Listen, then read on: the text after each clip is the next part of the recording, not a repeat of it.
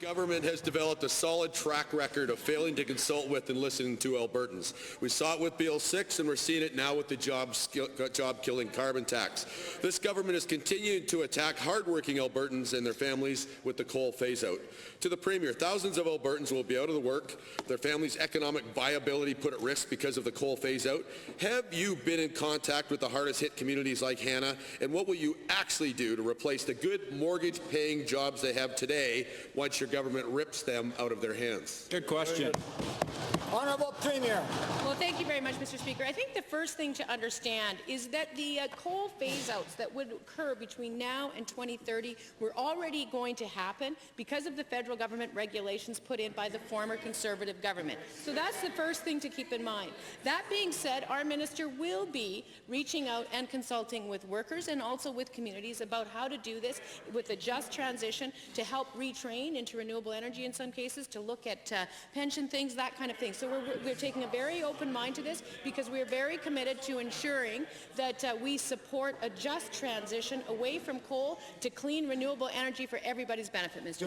Premier, first supplemental. Well, I'm glad that, Mr. Speaker, I'm glad the Premier didn't say the minister has talked to them, because that's not the case. Hannah has been trying to work with the government on an economic impact study because the expedited coal phase-out, the provincial part, will decimate jobs of over 10% of their population. Wow. 1 out of 10 people in the community will be out of work because of your policies. They've been waiting for an answer since June. Get who's on the job. To the Premier, since your minister's not doing his job, will you pick up the phone, call the good people of Hannah, and give them an answer, because they need to know whether they're going to have jobs, what's going to happen to their community. Call them, Mayor. Yeah, good point.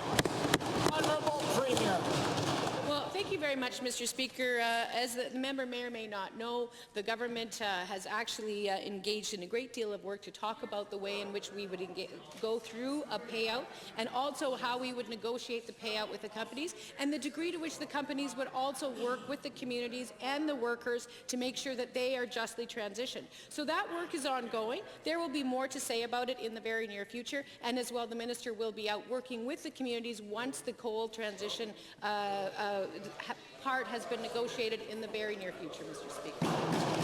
Second supplemental. Well, and now thank you, Premier, for admitting that your government's been gazing at your navels instead of talking to municipalities.